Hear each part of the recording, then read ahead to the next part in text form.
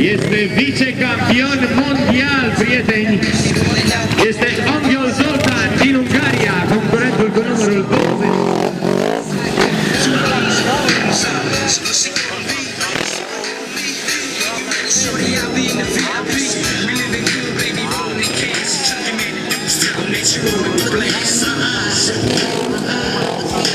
Vă reamintim că aceste motociclete cântăresc peste 160 de kg.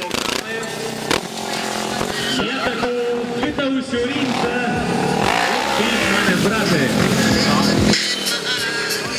Cam de 3 ori greutatea unui concurent, nu? Exact, exact.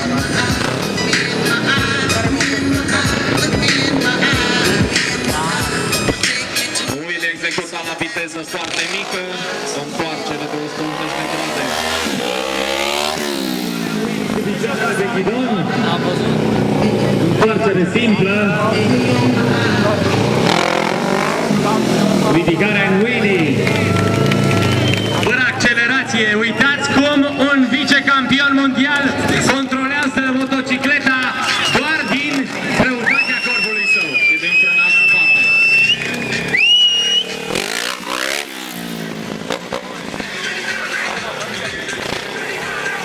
Asta înseamnă stunt, un sport la început în România.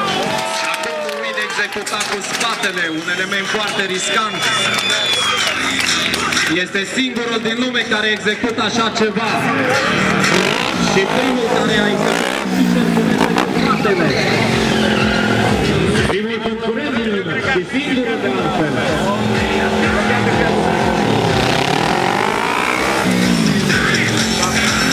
Un striviți ce story incredibil, multă nebunie, aplauzele voastre pentru vicecampionul mondial, Anghel Zoltan din Ungaria, numărul 20.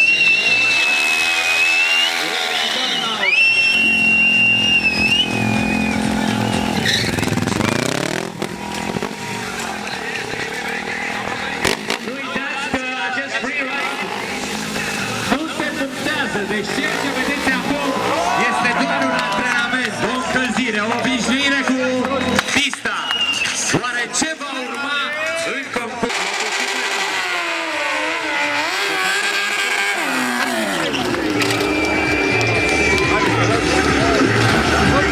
Un scop deosebit cu plecarea wheelie.